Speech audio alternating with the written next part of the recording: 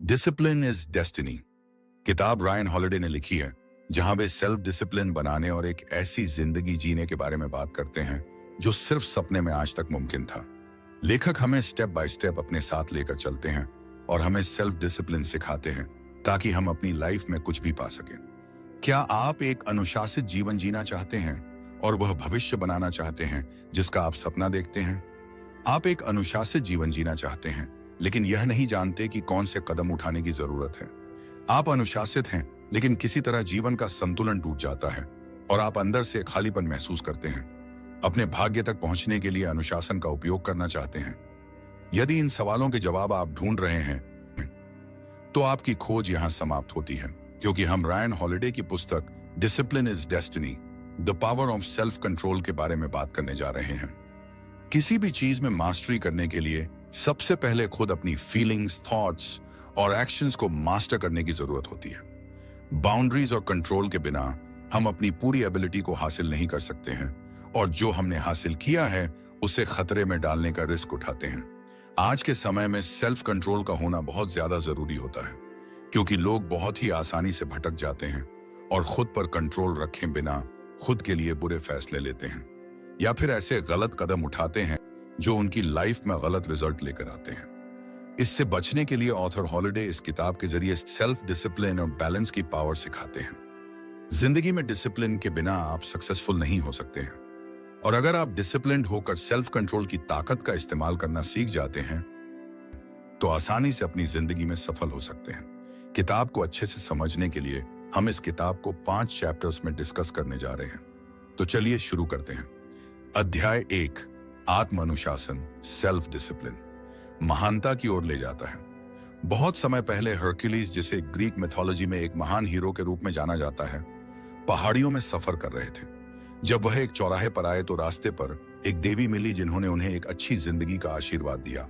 उन्होंने कहा कि वह वो सब कुछ हासिल करेंगे जो उनका दिल चाहता है और कभी भी अपनी जिंदगी में डर, दर्द या दुख के पल को महसूस नहीं करेंगे।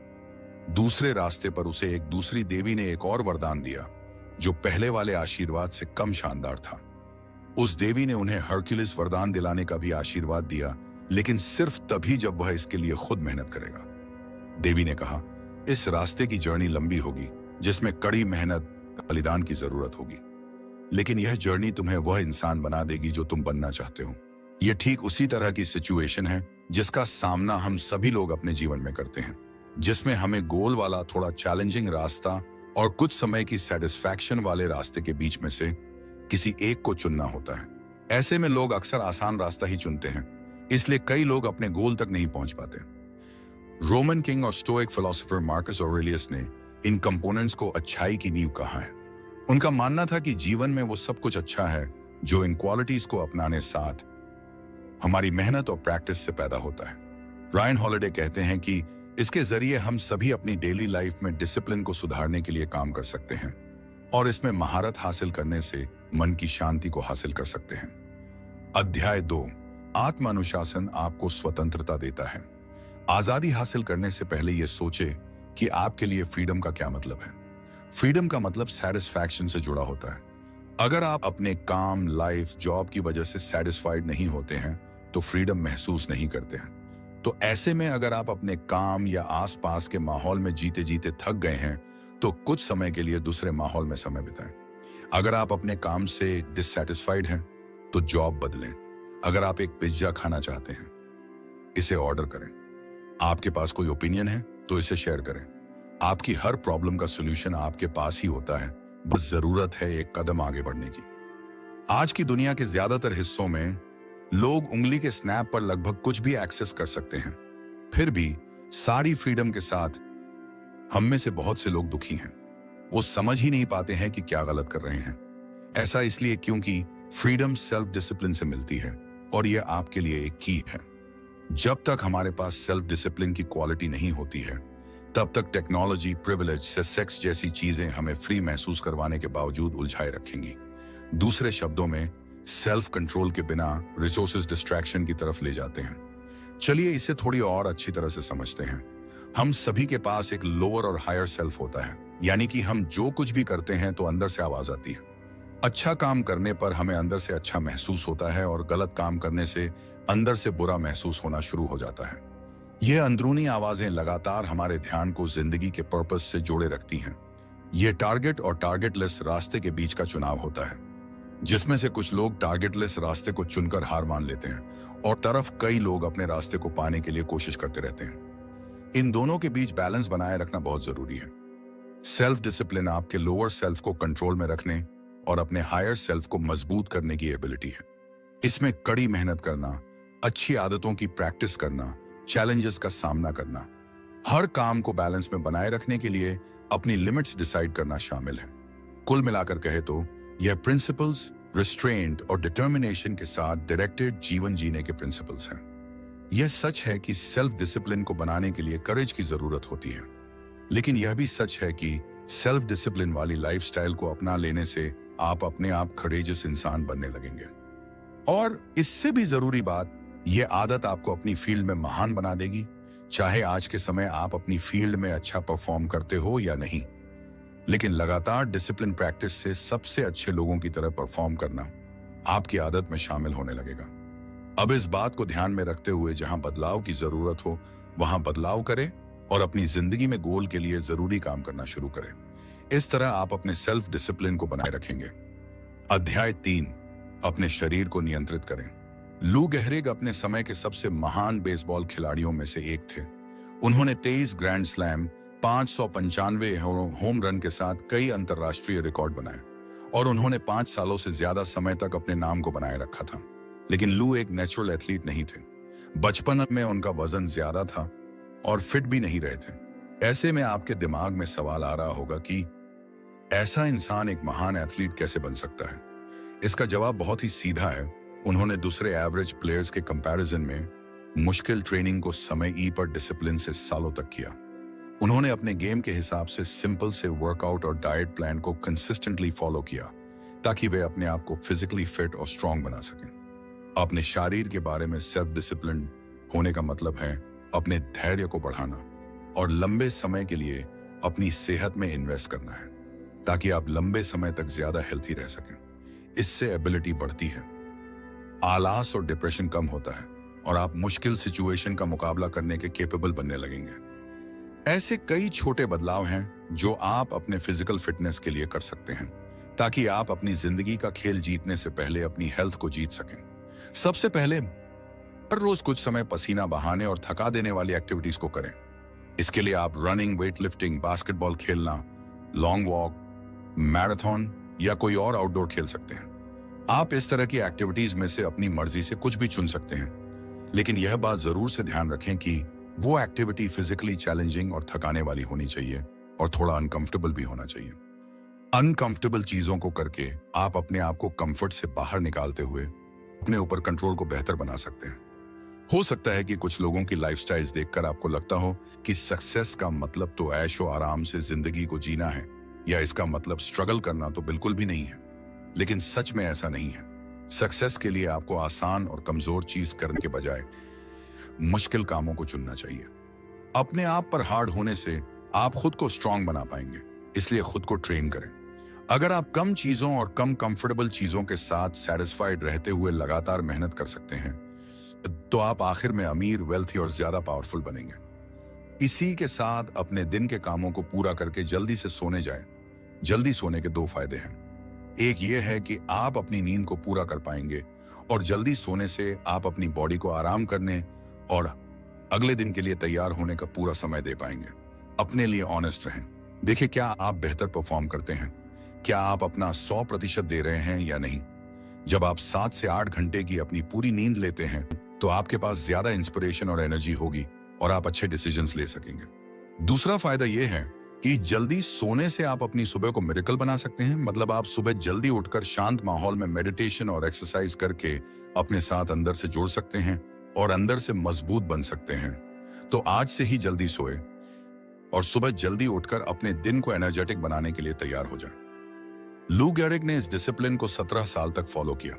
उनकी तरह जब आप लगातार ऐसे काम करना शुरू कर देंगे तो आप 100% अपने जिंदगी में सक्सेसफुल बन सकते हैं। बहुत से लोग स्मार्ट या टैलेंटेड तो बहुत होते हैं, लेकिन उन्हें मीनिंगफुल जीवन को जीने में मुश्किल होती है। इस सिचुएशन को अवॉइड करने और मीनिंगफुल जीवन को जीने के लिए हर दिन इन कामों को अपनी प्रायोरिटी समझें और प्रायोरिटी के साथ इन्हें पूरा करें। भले ही आप थके हुए हों, बिजी हों या आपको ऐसा करने की जरूरत न लगे, फिर भी ऐसा करें। आप शुरुआत एक छोटे से तरीके से कर सकते हैं। शुरुआत करने के लिए सुबह 10 मिनट की जॉगिंग के लिए जाएं। अगर आप कोई किताब लिख रहे हैं तो उसका सिर्फ एक वाक्य लिखें। एक बार जब आप लगातार काम करने लगते हैं तो आप अक्सर पाएंगे कि कुछ समय बाद आप ज्यादा स्पीड के साथ उस काम को पूरा कर सकते हैं। और ऐसा करने से आपकी आज की 10 मिनट की रनिंग कुछ महीनों में आधे घंटे की हो सकती है और आज की एक सेंटेंस हर दिन लिखने की आदत एक पेज में बदल जाएगी। और इसी तरह हर एक काम में स्पीड को बढ़ाया जा सकता है। असलियत में जिंदगी सिंपल होती है, आसान या मुश्किल कुछ नहीं होता। आप सिंपल एक्टिविटी को रोज रोज करते हुए मुश्किल लगने वाले गोल को भी आसानी से पा सकते हैं, लेकिन उस छोटी एक्टिविटी को अवॉइड करने से आप छोटे गोल को भी अचीव नहीं कर पाएंगे और उसे पाना भी मुश्किल लग सकता है। फिजिकली स्ट्रांग बनने के साथ आप अपनी विल पावर को भी बड़ा बना रहे होते हैं। अध्याय 4, मन शांत करने के लिए अपने शारीरिक आत्म अनुशासन का निर्माण करें। जब आप फिजिकल लेवल पर सेल्फ डिसिप्लिन रहने की प्रैक्टिस करते हैं तो अपने दिमाग को अपनी पूरी एबिलिटी से काम करने के लिए मजबूत बनाते हैं।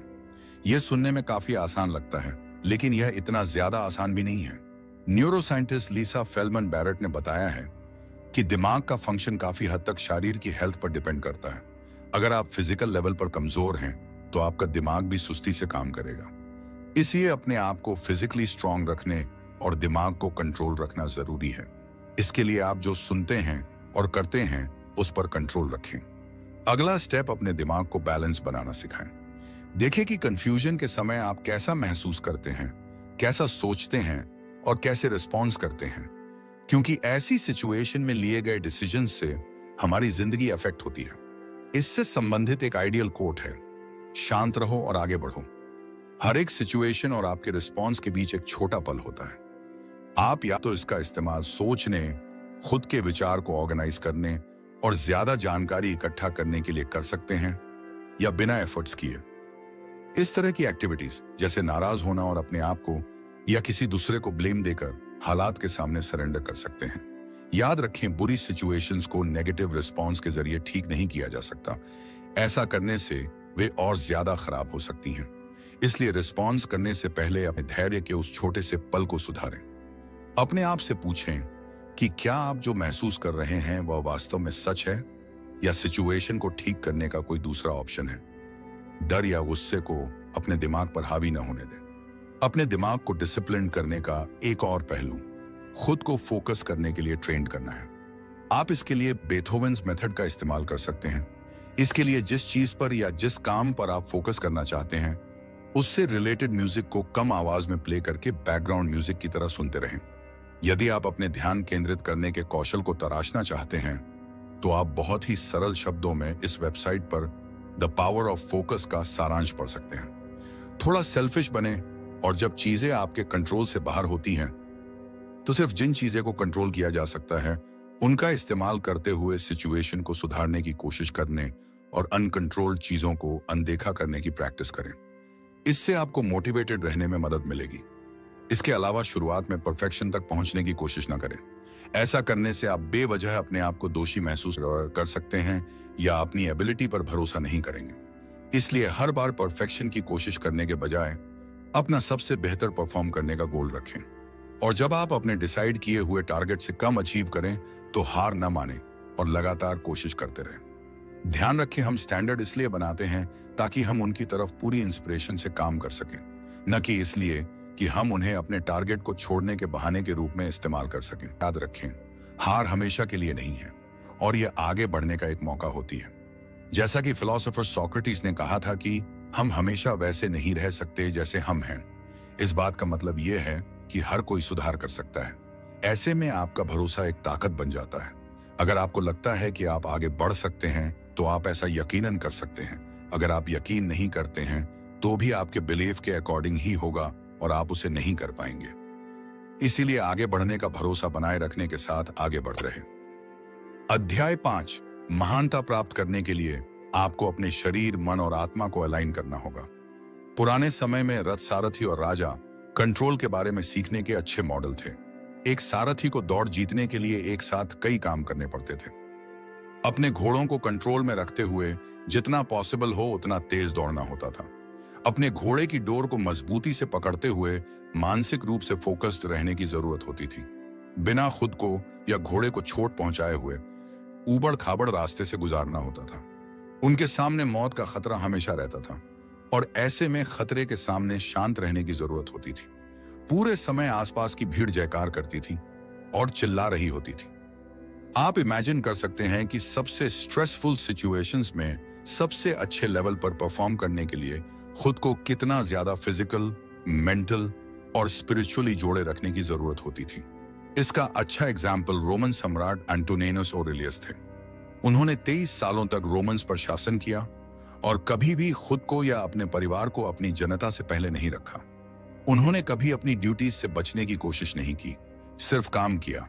इसलिए रोम में आज भी उन्हें एक बड़े एम्पायर को बैलेंस बनाकर रखने वाले दयालु और वीर राजा के रूप में माना जाता था। बैलेंस ही एक वजह थी जिसकी वजह से एंटोनिनस इतने सक्सेसफुल बने। हालांकि सिर्फ सेल्फ डिसिप्लिन्ड होना ही असल जिंदगी में मायने नहीं रखता है अगर यह दयालुता, करुणा और प्यार के साथ बैलेंस न हो। कंट्रोल की जर्नी मुश्किल और चैलेंजिंग होती है, इसलिए कभी कभी लोग आपकी पसंद को मानेंगे और कभी कभी समझ नहीं पाएंगे और आपसे पूरी तरह डिसएग्री भी हो सकते हैं। लेकिन जैसे जैसे आप सच्चाई के अपने रास्ते पर आगे बढ़ते हैं, आप दयालु हो जाएंगे और दूसरे लोगों की मदद करने के लिए ज्यादा इच्छुक होंगे। आपको एहसास होगा कि हर कोई अपनी अपनी जगह ठीक कर रहा है। आप यहाँ न्याय करने के लिए नहीं हैं, आप उन्हें स्वीकार करने, उन्हें खुश करने और उन्हें बेहतर होने के लिए इंस्पायर्ड करने के लिए हैं। फिलोसोफर क्लियांथीस की कहानी इसका अच्छा एग्जाम्पल है। क्लियांथीस एक सुबह समुद्र किनारे घूम रहे थे। उन्हें एक आदमी दिखा जो अपने आप को किसी गलती के लिए दोष दे रहा था। क्लियांथीस रुक गए और आदमी से बोले, आप में और आपके द्वारा किए गए गलत काम में अंतर है। आप अंदर से तो अच्छे हैं, उस काम को छोड़ दें और अच्छे बन जाएं। आज से ही एक सेल्फ डिसिप्लिन्ड इंसान की तरह जीना शुरू कर दें। उस गलत काम की तरफ ले जाने वाले हर काम से बचे और अच्छे कामों को करना शुरू कर दें। असल में हम सब अपने आप से बहुत ज्यादा उम्मीद रखते हैं ताकि अपनी लिमिट्स को चैलेंज करके अच्छा परफॉर्म कर सकें। इसलिए अक्सर हम अपने आप को पीछे खींचने वाले बहाने एक्सेप्ट नहीं करते हैं।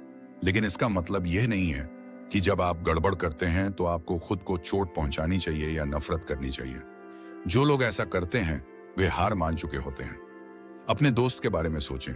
अगर आप किसी अपने को ऐसी सिचुएशन में पाते हैं तो क्या आप उन्हें यह बताते कि उन्होंने क्या गलत कदम उठाया है, या फिर आगे बेहतर कदम उठाकर सिचुएशन को अच्छा करने के लिए मोटिवेट करते हैं? दूसरा तरीका अपनाते हैं। इसके साथ ही पिछले समझाने की कोशिश की होगी कि यह दुनिया का एंड नहीं है। आप भी इसी तरह तो अपने खुद के दोस्त बने। परेशानी के पलों में आगे बढ़ने के लिए अपने आप को मोटिवेट करें, अपने आप से प्यार करें, सपोर्ट करें और इसके साथ ही अपनी किस्मत खुद डिसाइड करें। हम में से हर कोई सेल्फ डिसिप्लिन बन सकता है। बस ध्यान रखें, सेल्फ डिसिप्लिन आपके एक्शंस, थॉट्स और फीलिंग्स को कंट्रोल में रखते हुए अपने गोल की दिशा में यूज करने से रिलेटेड है। ऐसा करने से आप न सिर्फ ज्यादा प्रोडक्टिव बन सकते हैं बल्कि लंबे समय के लिए खुश और हेल्थी भी रह सकते हैं। अगर आप फेल होते हैं, आप दोबारा से बाउंस बैक कर लेंगे। आप इस बात का पता लगा सकते हैं कि आप अपना सबसे बेहतर परफॉर्म कर सकते हैं और आपके पास लाइफ की चैलेंजेस का सामना करने की कैपेसिटी है। इसका पता चलने के बाद गिरने पर खुद को दोबारा से उठाएं, पर्पस और स्ट्रेंथ के साथ अपनी जर्नी को कंटिन्यू रखें। अब किताब में बताए गए सभी तरीकों का इस्तेमाल सेल्फ डिसिप्लिन जीवन को जीने के लिए करें। शुरुआत छोटे छोटे स्टेप्स से करें। कुछ ऐसा काम करें जो आपके लिए छोटे चैलेंज से भरा हो या आपको मुश्किल लगता है। इस काम को करने की लगातार कोशिश करें। समय के साथ आप अपने अंदर बेहतर बदलाव को महसूस कर सकते हैं और अपने जिंदगी में ज्यादा प्रोडक्टिव होकर सक्सेसफुल बन सकते हैं। आइए अब सीखे हुए लेसन्स को एक बार दोहरा लेते हैं। आप जिस भी रास्ते को चुनते हैं उसकी मंजिल पर पहुंच जाने तक डिसिप्लिन से डटे रहें। ध्यान में रखते हुए जहां बदलाव की जरूरत हो वहां बदलाव करें और जो आपको अपने जिंदगी में चाहिए उसे हासिल करने के लिए जरूरी काम करना शुरू करें। अपनी फिजिकल हेल्थ को बनाने पर ध्यान दें। अपने मन को शांत करने के लिए हर सिचुएशन में डिसिप्लिन बनने की कोशिश करते रहें। इस बात का पता लगाएं कि आपने अपना सबसे बेहतर परफॉर्म करने के लिए क्या किया था, ताकि आपको चैलेंजेस का सामना करने के लिए अपनी कैपेसिटीज पर विश्वास हो जाए। तो दोस्तों, इस किताब से हमने डिसिप्लिन रहने के तरीके के बारे में जाना। फिजिकल, मेंटल और स्पिरिचुअल रूप से डिसिप्लिन होकर आप अपने जिंदगी में ज्यादा प्रोडक्टिव होकर सक्सेसफुल बन सकते हैं। बस अब डिसिप्लिन होने के लिए कदम उठाए और शुरुआत छोटे छोटे कदमों से करें। आखिर में ये कदम आपके जिंदगी में बड़े बदलाव लेकर आएंगे। मुझे उम्मीद है आपने इस किताब को अच्छे से समझ लिया होगा और अपने जिंदगी में प्रोडक्टिव होकर सक्सेसफुल बनने के लिए आप किताब में बताई गई सभी जरूरी बातों का ध्यान रखेंगे। आई होप कि आपको ये बुक समरी पसंद आई होगी। ऐसी ही बुक समरी सुनने के लिए मेरे चैनल को सब्सक्राइब करें। धन्यवाद।